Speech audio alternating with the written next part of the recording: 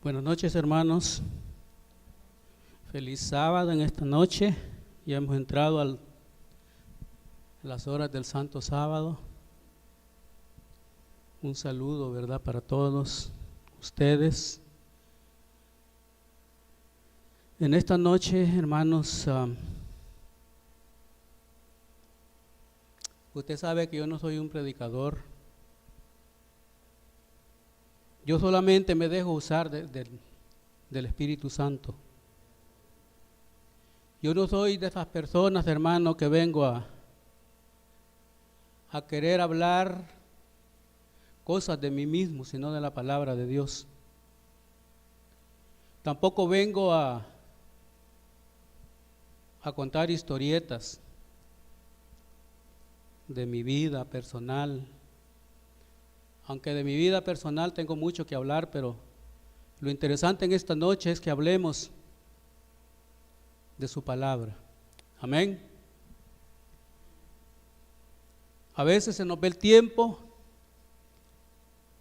cuando hablamos de la palabra de Dios, en hablar de nosotros mismos. Se nos ve el tiempo a veces en los servicios, en el tiempo que Dios nos da para hablar de su palabra, en hablar de cosas seculares. Y sabemos que el tiempo es medido, hermano. Cada momento que pasa,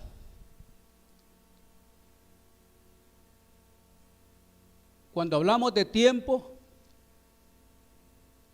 en el tiempo de nosotros, hermano, el tiempo es oro. Yo le he suplicado a Dios y al Espíritu Santo que Él me dejara hablar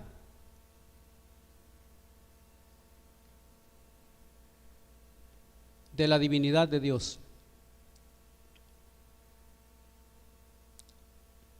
Yo le he suplicado a Dios dentro de mi corazón. Es algo difícil, hermano, pero usted alguna vez ha oído que Dios es un Dios omnipresente, que Dios es un Dios inmanente, que Dios es un Dios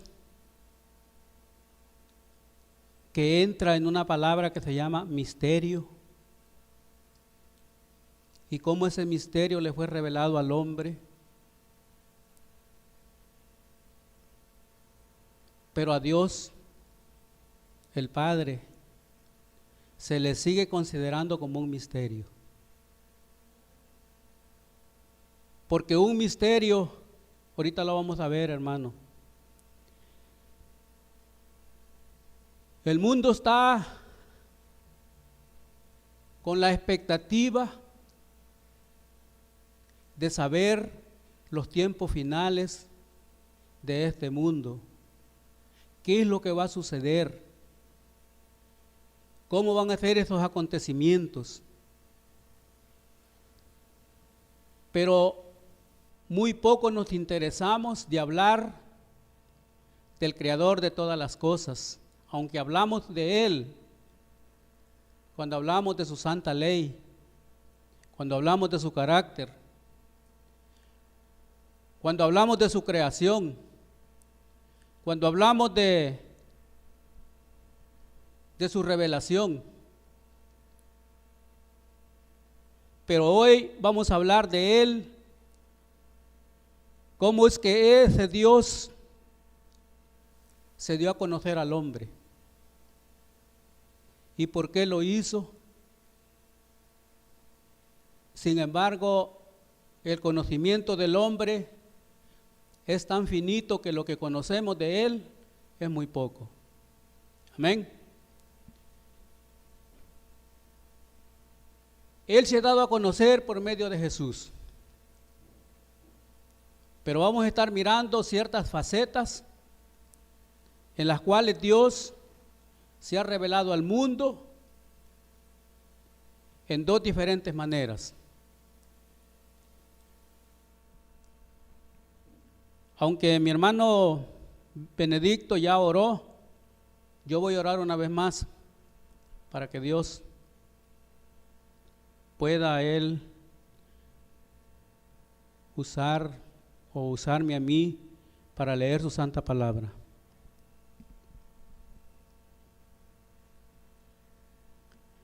Dios y Padre Santo, en este momento, Padre mío, yo me pongo en tus manos, Padre. Ayúdame, Señor, a exponer tu palabra. Que tu palabra, Señor, impacte el corazón del ser humano. Esa palabra viva, Señor, la cual vino al mundo, Señor mío. La palabra, Señor, que en el principio fue el Verbo, pero después se hizo carne y habitó entre nosotros. Esa misma palabra, Señor, nos sigue hablando hasta hoy y nos es dado a conocer por medio del Espíritu Santo. Es Él el que nos abre la mente, nos abre el corazón. Pero, Señor, ayúdenos, Padre, a tener reverencia, a tener, Padre mío, respeto cuando hablamos de tu palabra. Ya que, Señor, es tu palabra, eres tú, Señor, hablándonos a nosotros. Eres tú mismo, Señor, revelándote a nosotros. Esa palabra, Señor, que llega a nuestra mente y que nosotros la creemos por fe, y esa fe que obra, Señor, en nuestro ser, que nos hace sentir tu presencia. Te suplicamos, Señor mío, vehementemente en este momento, que tomes control de las mentes de todo el que va a escuchar y que la palabra se pueda entender. Señor, tú conoces que yo no soy un predicador profesional, pero, Señor, yo no me quiero negar a hacer esto si tú me llamas. Gracias, Padre, porque así como llamaste, Señora, en el pasado a muchas personas de diferente manera, así también hoy tú llamas, Señor, a cada uno de nosotros a que seamos exportadores de tu palabra, porque a todos nos has dado un don. Ayúdenos, Padre, a desarrollar ese don y a descubrirlo, Señor, porque cada uno, Padre, tú has dado un don a cada uno de nosotros. Ayúdanos, Padre, a escudriñar nuestro corazón, nuestra mente, para que podamos hablar de tu palabra de una manera u otra, ya sea cantando, ya sea hablando de tu palabra, sea enseñando o predicando. Ayúdenos, Padre. Gracias, Padre, en este momento me pongo en tus manos. Bendice tu palabra. Te lo suplico, Señor, en el nombre de Jesús, tu Hijo amado. Amén.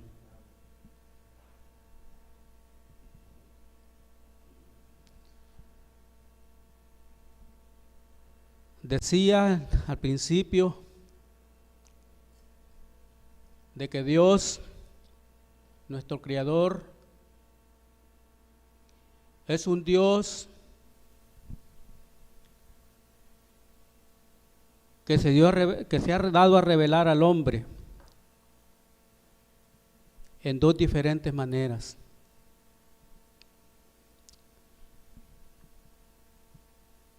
Pero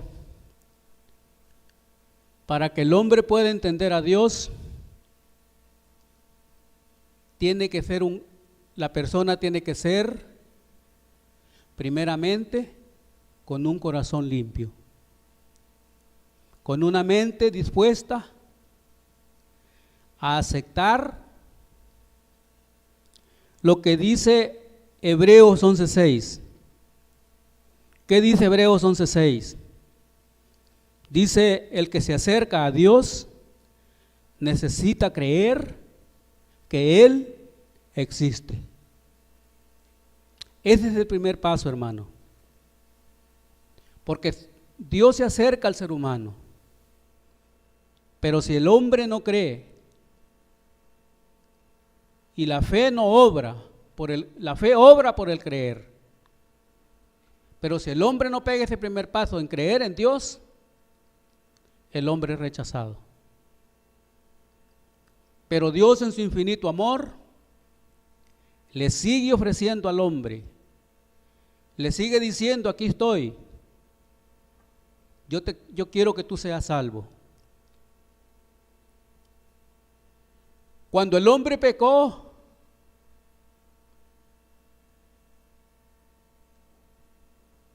hubo una separación entre Dios y el hombre.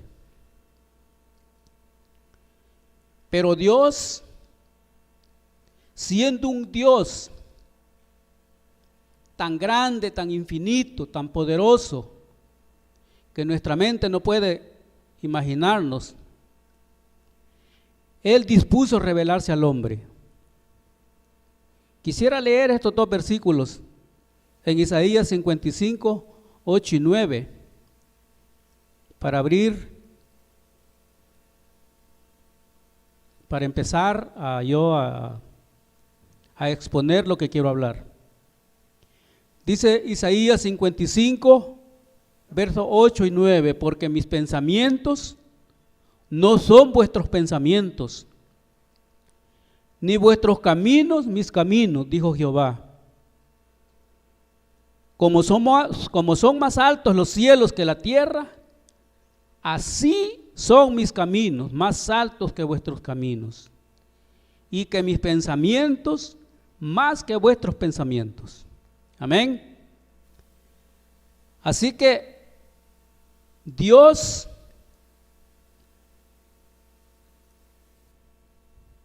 en su misericordia, en su amor, Él decide revelarse al hombre. ¿Y para qué se reveló al hombre? Se reveló con el único propósito de que el hombre sea salvo. Porque desde que el hombre pecó, quedó destituido de la gracia de Dios. Y miramos a través de la historia,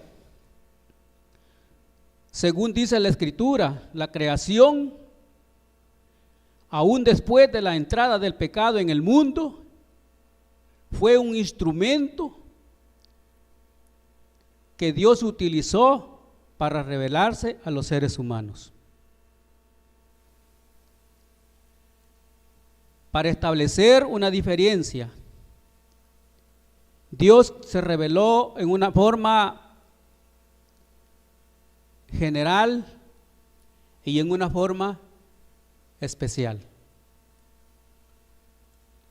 Usted me podrá decir: hermano, pues ¿qué quiere decir eso? ¿Qué es la revelación general? ¿Qué es la revelación especial? Mira, hermano, aunque este mensaje es bastante profundo y es bastante largo, esta va a ser la primera fase que voy a dar en esta noche, porque no la vamos a terminar ni en esto ni en 5 sermones más, porque llegar a conocer la doctrina de nuestro Dios es bastante, no podemos ir corriendo, sino que tenemos que ir despacio para poderlo entender. Dice: para establecer su revelación especial, Dios utilizó la Escritura. Y para Dios darse a revelar en una forma general, Dios se reveló por medio de la creación. Son dos maneras en las cuales Dios se revela al hombre. Por medio de su palabra y por medio de la creación. En la revelación especial, el contenido se da a través de las palabras humanas. Mientras que en la revelación general, el contenido se da mediante las obras divinas o acontecimientos históricos accesibles a todos nosotros. En la revelación especial, Dios habla mediante palabras humanas, y en la revelación general, el mismo Dios habla por medio de hechos físicos e históricos. Quisiera que usted pudiera ver esas dos facetas. Que la revelación general que Dios, por la cual Dios se revela al ser humano, es por la creación y por acontecimientos históricos que han sucedido y que siguen sucediendo. Dios le da a conocer al hombre que Él es el Dios que hace todas las cosas. Pero la revelación especial no la puede usted encontrar si no lee su santa palabra. Porque es la palabra, hermano, la que hace su obra en el ser humano. Dice Juan 1:1, porque en el principio el verbo era Dios y el verbo estaba con Dios. Y en el verso 14 dice, y este verbo se hizo carne. ¿Puede usted entender eso, hermano? Es imposible. Lo entendemos en una manera muy leve nosotros, lo que Dios hizo en la manera en que Dios se dio a revelar al ser humano por medio de su Hijo. Respecto al papel de Dios en la revelación general, Pablo subraya lo que puede conocerse acerca de Dios. En la revelación general, como también en la revelación especial, Dios interviene personalmente en el proceso mismo de la revelación. Así es que Dios es el que interviene en las dos maneras en la que Él se revela al hombre. La revelación general son las buenas nuevas que Dios logra hacer llegar no solo a los que tienen acceso a la Escritura, sino también a toda la humanidad. Pablo en Romanos 1:20 identifica el contenido de la relación general. Si lo puede leer conmigo, Romanos 1:20.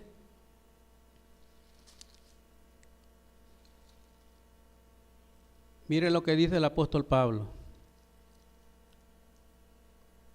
Dice,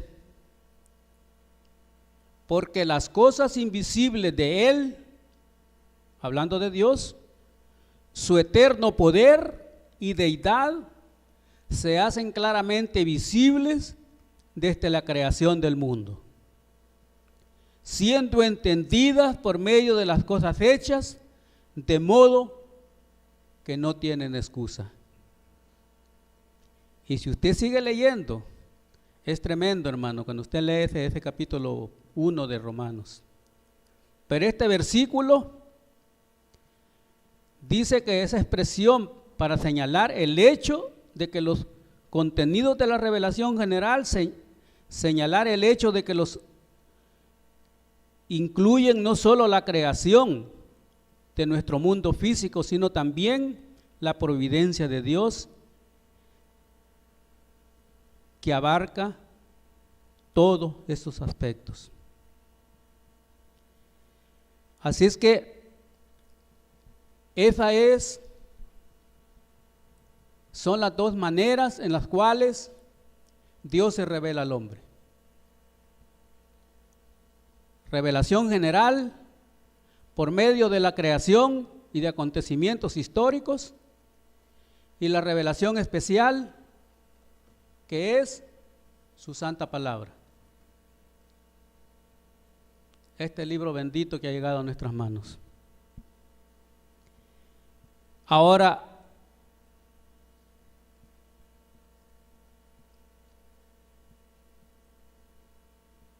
en cambio, las Escrituras sostienen que el que se acerca a Dios necesita creer que Él existe. Es necesario tener conocimiento de Dios para que se desarrolle la fe en nuestra mente. Porque sin fe es imposible agradar a Dios. ¿Cuán importante es, hermano, que nosotros tengamos fe? Porque por la fe el conocimiento de Dios se desarrolla en nuestra mente. Amén. Por eso dice, y los defectos de los seres humanos. En Romanos 10:17, mediante la recepción combinada de la autorrevelación de Dios en la historia, como aparece en la Biblia, y de la acción inspiradora del Espíritu Santo en la mente, es como la fe expresada como victoria de la existencia de Dios se convierte en un hecho concreto en la experiencia de todo cristiano. Las pruebas relacionales de la existencia de Dios que se nos dan en la naturaleza no producen tal convicción radical. La convicción de la existencia de Dios no se produce por argumentos racionales, sino por una relación personal. Eso es muy importante, hermano. Nosotros no podemos racionalizar las cosas de Dios. Porque Dios, dice aquí, es un Dios personal. Y esta relación la inicia Dios, quien a través de la acción personal del Espíritu Santo usa la Santa Biblia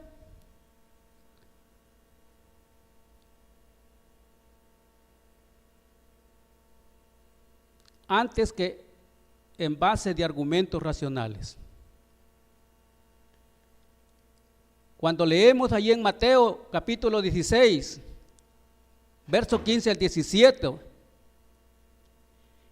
miramos en el contexto la existencia de Dios, que se percibe generalmente como un misterio. Porque Dios es un misterio, hermano. Puede ser que usted se esté preguntando, ¿cómo es que un misterio? ¿Y cómo es que si Él es misterio? ¿Cómo es que? Porque cuando nosotros oímos esa palabra misterio, como que nos da miedo, ¿verdad? La gente dice a veces, hoy que esta gente, ese hombre, qué misterioso. Pero la palabra misterio es una palabra que ahorita la vamos a definir, porque es un aspecto básico de la doctrina de Dios. Dios se relaciona con su naturaleza, y en este aspecto el registro bíblico ofrece una cantidad de información casi abrumadora. Sin embargo, antes de considerar algunos aspectos básicos de la revelación de Dios que se presenta en la Biblia, debemos reconocer que al abordar este tema estamos entrando en un terreno sagrado. Por eso es que yo le dije al principio que la reverencia es importante cuando estamos hablando. Si bien es cierto que todo es la palabra de Dios, hablar de su santa ley, hablar de sus profecías, de acontecimientos que van a suceder o que ya sucedieron, pero cuando estamos hablando de la persona de Dios, eso es sagrado, hermano. Y a veces a uno lo que conviene a veces, lo que le conviene a veces a uno es agacharse y escuchar para ver qué es lo que el Espíritu Santo nos va a decir. En otras palabras, debiéramos reconocer las limitaciones de los procesos del pensamiento humano al tratar de comprender la autorrevelación de Dios. La deficiencia de nuestro proceso de pensamiento en lo que concierne a Dios como objeto de estudio se manifiesta no solo cuando descubrimos que es imposible conocer a Dios por nosotros mismos, aparte de su autorrevelación. Vamos a leer ahí, mire lo que dice Job. Job capítulo 11, verso 7.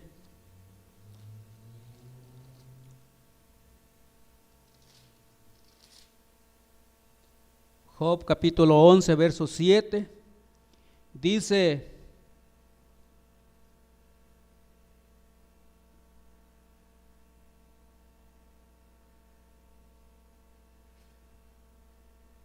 desde el verso 5 dice: mas,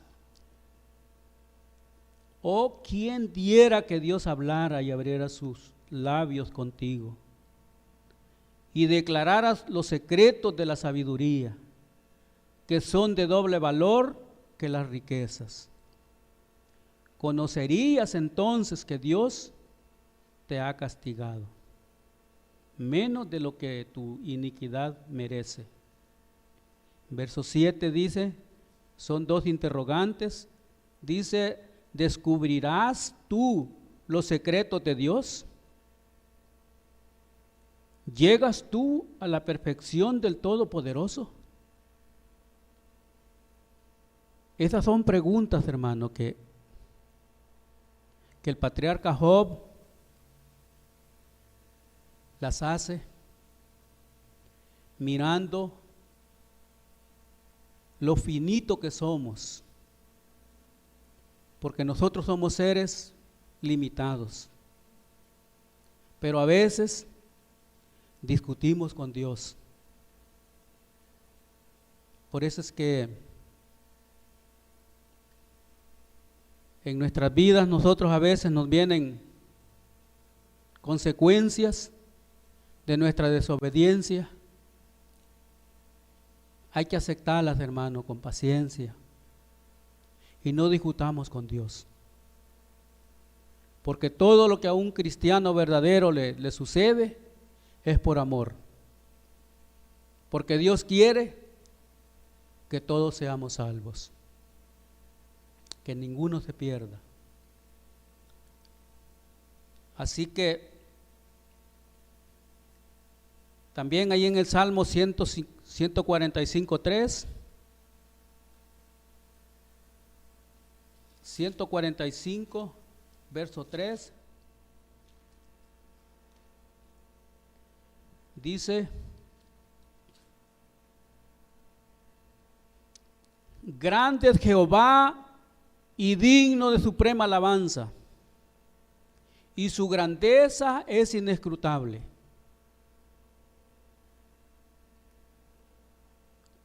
No podemos comprender plenamente la realidad de Dios dentro de los alcances de nuestra razón humana, finita y limitada. Aun cuando se base en ideas bíblicas, cualquier pretensión humana de alcanzar una comprensión perfecta de Dios tiende a corresponder en última instancia no al Dios viviente e infinito, sino más bien a un Dios creado por nuestra propia imaginación. La revelación bíblica acerca de Dios cae dentro de la categoría de la palabra misterio, comprendido no en su significado tradicional, sino más bien en su sentido bíblico. En un sentido tradicional, un misterio es algo que por encima de la naturaleza no puede conocerse ni expresarse en palabras. Por el contrario, la Biblia asocia estrechamente misterio con revelación. Eso es bien importante. La palabra de Dios asocia la palabra misterio con revelación.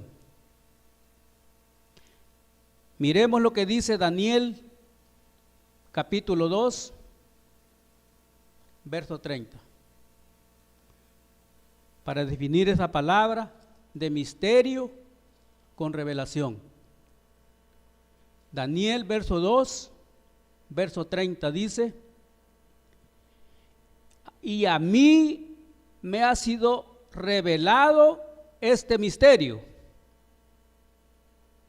no porque en mí haya más sabiduría que en todos los vivientes, sino para que se dé a conocer al rey la interpretación, para que entiendan los pensamientos de tu corazón. ¿Se da cuenta? Que el misterio es una revelación. Una revelación que Dios le da al hombre. Pero oiga la definición del misterio. Un misterio es algo que aun cuando oculto al conocimiento humano, puede conocerse a través de la revelación. Además, aun cuando el misterio implique una revelación directa y accesible al conocimiento humano, excede su propio aspecto revelado como para evitar cualquier identificación. Qué lindo, hermano.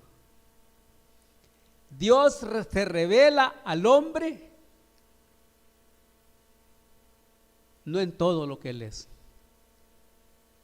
porque nosotros no estamos capacitados en conocer a Dios todavía, porque somos pecadores, hermano.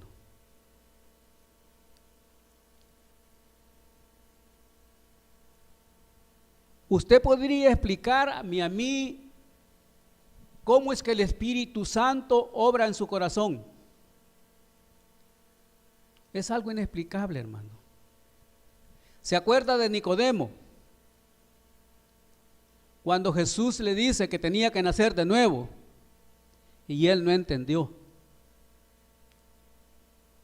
Y luego Jesús dice: el viento sopla de donde él quiere. Así que el misterio es algo que aun cuando oculto al conocimiento humano, puede conocerse a través de la revelación. Esa es la definición del misterio. Y si usted quiere mirar más versos bíblicos acerca del misterio, después del que leímos allí en Daniel capítulo 2, verso 30 y verso 47, el verso 47 dice: el rey habló a Daniel y dijo: ciertamente el Dios vuestro es Dios de dioses y Señor de los reyes, y el que revela los misterios, pues pudiese revelar este misterio. Y así como en esos versículos hay muchos, hermanos. Tenemos a Romanos, verso 16, capítulo 16, versículo 25. Primera de Corintios 15:51. Efesios 1:9. Colosenses 2:2.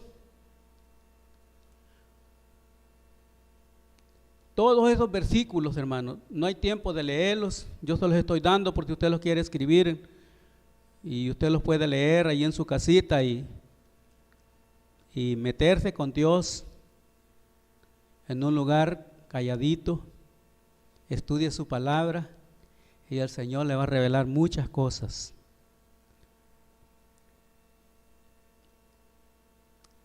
Además, aun cuando el misterio implique una revelación directa y accesible al conocimiento humano, existen sus propios aspectos revelados como para evitar cualquier identificación posible de la realidad revelada con el misterio en sí.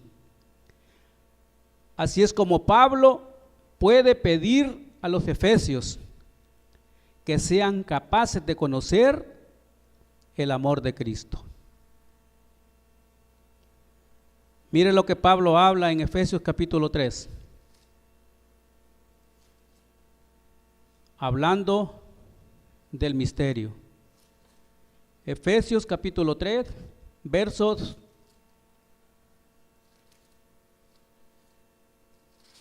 del 16 al 19. Dice: para que os dé conforme a las riquezas de su gloria y el ser fortificados con el poder en el hombre interior por su espíritu, para que habite Cristo por la fe en vuestros corazones, a fin de que arraigados y cimentados en amor, seáis plenamente capaces de comprender con todos los santos cuál sea la anchura, la longanimidad, la profundidad y la altura, y conocer el amor de Cristo que excede a todo conocimiento, que seáis llenos de toda la plenitud de Dios. ¿En quién podemos encontrar todo ese conocimiento? En la plenitud ¿de quién? De Cristo Jesús. Porque Él fue la revelación que Dios le dio al mundo para revelarse a sí mismo. Deben tomarse precauciones para evitar cruzar los límites entre las facetas reveladas y ocultas del misterio, particularmente al discutir cuestiones como la Trinidad, la presencia y la eternidad de Dios. Mire lo que dice Deuteronomio 29:29. Yo creo que ustedes se lo saben. Deuteronomio 29:29. Dice el último versículo del capítulo 29. Dice Deuteronomio 29:29. Dice: las cosas secretas pertenecen a Jehová nuestro Dios, mas las reveladas son para nosotros y para nuestros hijos para siempre, para que cumplamos todas las palabras de esta ley.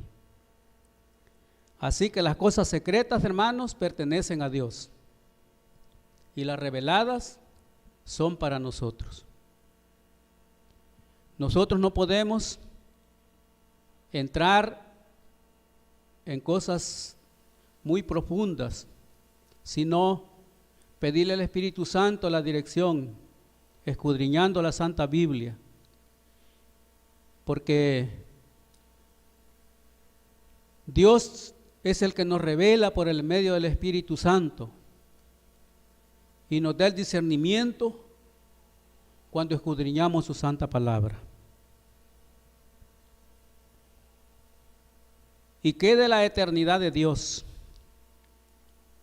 El cristianismo siempre ha entendido a Dios como eterno.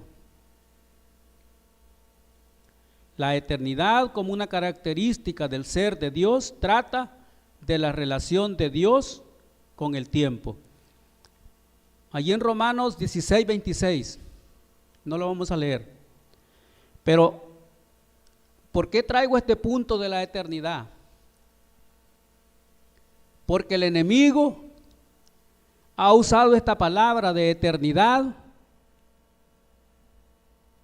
para poner a Dios en una manera separada de nosotros. Y hoy vamos a ver esa definición de cómo la eternidad de Dios, ¿a qué se refiere? Mientras yo estudiaba esta palabra, yo encontré bastante difícil esta palabra. Hay muchas palabras, hermano, que la mente de uno es muy limitada. Y cuando decimos la palabra eternidad, la mente se nos pierde, hermano. Se nos pierde.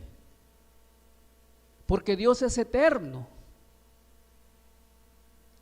Y nosotros somos limitados. ¿Cuál es la eternidad de Dios? ¿Qué significa esa palabra de la eternidad de Dios? Dice que la eternidad de Dios como una característica es una característica de su ser. Trata de la relación de Dios con el tiempo. Hay un profundo e irrevocable desacuerdo entre el concepto bíblico y la comprensión tradicional de la eternidad. El problema que ha surgido, hermanos, es que la palabra eternidad la han sacado de la ciencia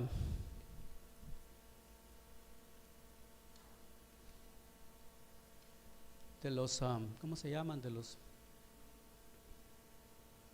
Donde nació la ciencia, de los griegos. Usted sabe que allá es la cuna de la ciencia, ¿verdad? Allá es donde nació la matemática, la química y todos esos grandes hombres de conocimientos, que tienen mucho conocimiento de este mundo secular. Allí es donde ha nacido toda esa ciencia, y de allá han venido tantas teologías de las cuales la palabra eternidad no la aplican como la Biblia lo dice. Sin embargo, dice, cuando se investiga la idea de eternidad en el registro bíblico, la primera idea que se advierte es que las palabras traducidas usualmente como eternidad tienen un claro significado temporal. En los vocablos hebreos, olam, en el Antiguo Testamento, y en el vocablo hebreo ayón, en el Nuevo Testamento, significa básicamente un tiempo o duración largos, refiriéndose a un periodo de tiempo limitado o ilimitado. El hecho de que la eternidad se conciba en un modo temporal no significa que la Biblia identifique eternidad con el tiempo creado que nosotros experimentamos como límite de nuestros seres finitos, sino simplemente que la eternidad de Dios no está ajena a nuestro tiempo. El tiempo de Dios es, sin embargo, cualitativamente diferente al nuestro. No en el sentido de que niega el tiempo, sino en el que lo integra y lo supera.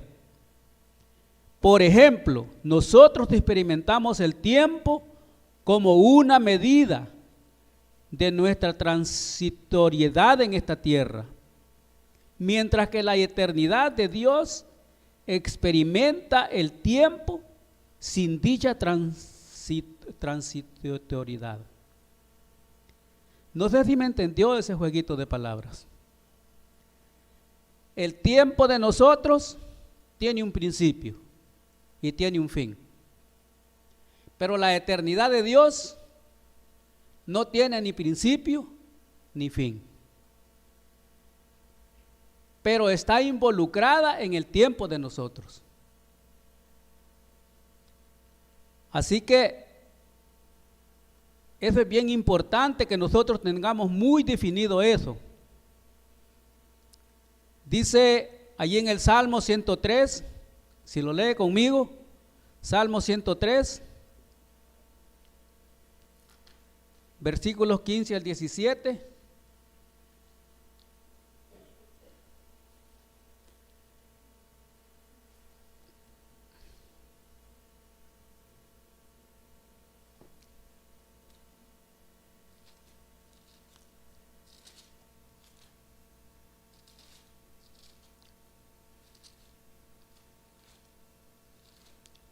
Dice la palabra de Dios, Salmo 103, del 15 al 17, dice: el hombre como la hierba son sus días, florece como la flor del campo, que pasó el viento por ella y pereció, y su lugar no se conocerá más. Mas la misericordia de Jehová es desde la eternidad y hasta la eternidad sobre los que le temen. ¿Se da cuenta? Ahí está bien claro que nosotros, dice el proverbista, que nacemos, crecemos y morimos. Pero la eternidad de Dios, dice aquí, es por la eternidad, hasta la eternidad, sobre los que le temen. Esa eternidad de Dios nadie la puede comprender.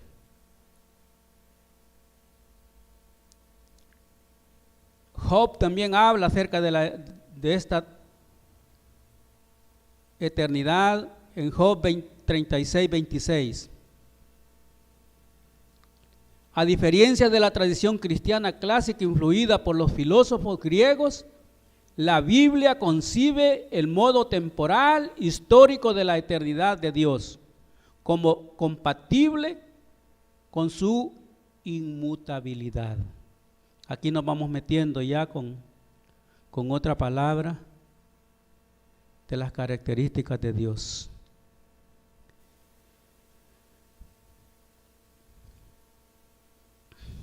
En Salmo 102, 24 al 27, dice: dije, Dios mío, no me cortes en la mitad de mis días. Por generación de generación son tus años. Desde el principio tú fundaste la tierra y los cielos son la obra de tus manos. Ellos perecerán, mas tú permanecerás. Y todos ellos como una vestidura se envejecerán. Como un vestido los mudarás y serán mudados. Pero tú, el mismo, y tus años no se acabarán. Esa es la eternidad de Dios. También encontramos eso en Hebreos capítulo 1, verso del 10 al 12. En Efesios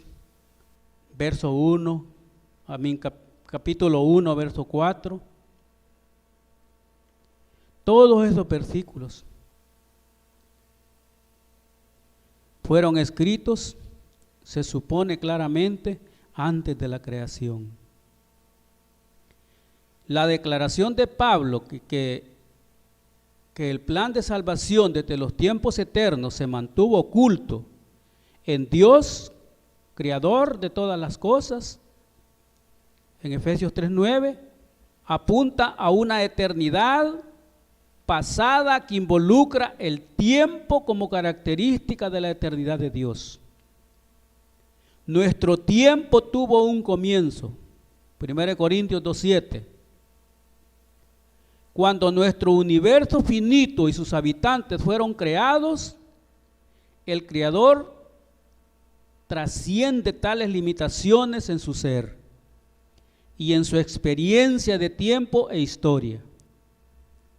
Nuestro tiempo es una participación muy limitada, finita en la vida, la cual es la plena posesión de Dios, en manera que sobrepasan completamente aún nuestros mejores esfuerzos racionales e imaginativos. Procurar definir el tiempo de Dios sería claramente un intento especulativo, en el que estaríamos penetrando el misterio de su ser. Es mejor que guardemos silencio cuando nosotros tratamos de conocer la eternidad de Dios.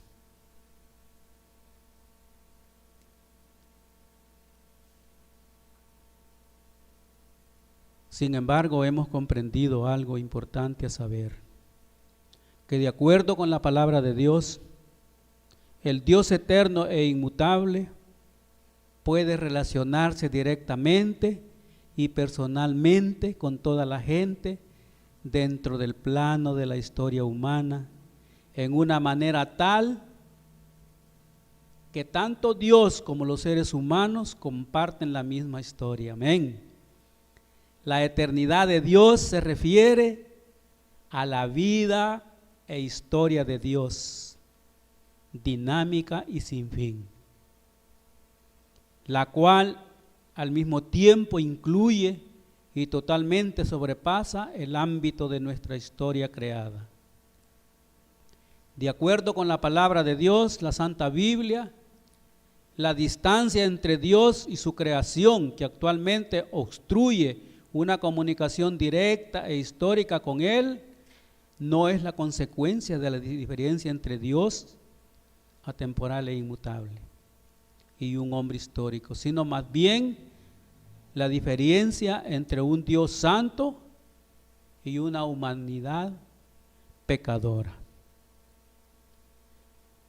Cuando leemos allí en Génesis 3, 22 al 24, nos damos cuenta cómo Dios sacó al hombre del jardín del Edén, lo sacó para afuera. Y mire lo que dice allí Isaías 59, 2. Isaías 59, 2. Mire lo que dice.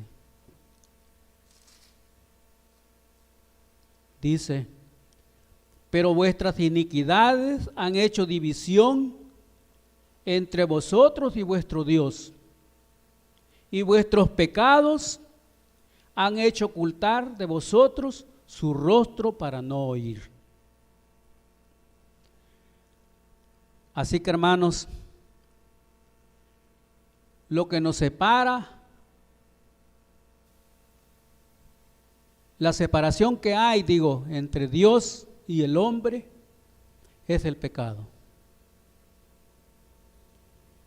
Yo creo que el tiempo ha transcurrido.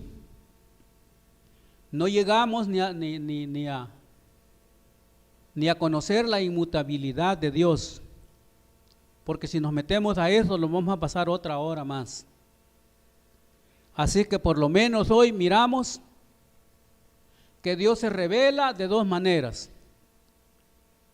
A una manera general, por medio de su creación y de los acontecimientos y sucesos que han trascendido en la historia. Y en la manera especial, que es por medio de su palabra. Es en las dos maneras en que Dios se ha revelado al hombre. Y hemos visto que la eternidad de Dios es imposible conocerla.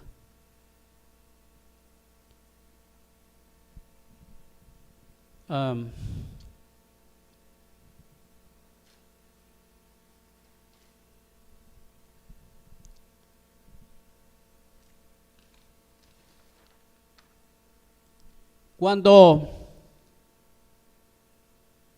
Moisés, con esto vamos a ir terminando. Cuando Moisés anhelaba ver a Dios para estar seguro de guiar a su pueblo, para estar seguro de que iba a desempeñar su trabajo que Dios le había encomendado, Moisés anhelaba mirar a Dios. Quería encontrarse con ese Dios que le había hablado, pero que nunca lo había visto. Pero Dios no le permitió verlo. ¿Se acuerdan cuando Dios habló con él y le dijo: me vas a ver de espaldas? Ahí en Éxodo 33, 18 al 19. ¿Por qué Moisés anhelaba mirar a Dios, hermanos? Porque Moisés tenía una conciencia limpia. Toda persona que anhela mirar a Dios es porque tiene su conciencia limpia. No así nuestros primeros padres, que cuando Dios les habló se escondieron, porque su conciencia no estaba de acuerdo con la ley de Dios. Allá en Génesis 3:8 miramos cómo Adán y Eva se escondieron de la presencia de Dios. Por eso es que nosotros a veces anhelamos que Dios nos hable, pero nuestro pecado no permite que Dios nos hable. Dios en su misericordia nos habla siempre que nos arrepintamos. Vamos a leer un último versículo allá en Juan 14:9. Libro de Juan. Mire lo que nos dice el apóstol. Capítulo 14, verso 9.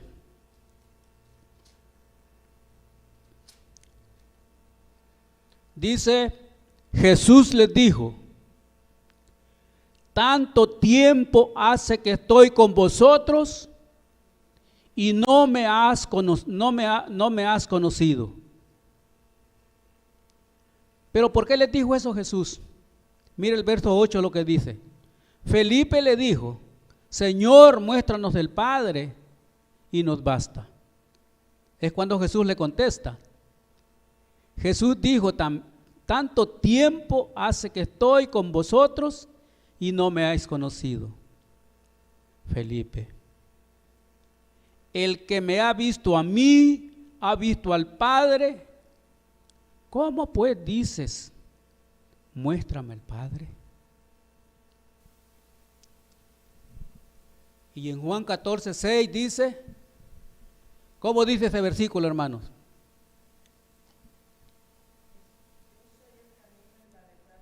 Amén. Dice: Jesús les dijo: yo soy el camino, la verdad y la vida, y nadie va al Padre si no es por mí. Se da cuenta cómo el misterio,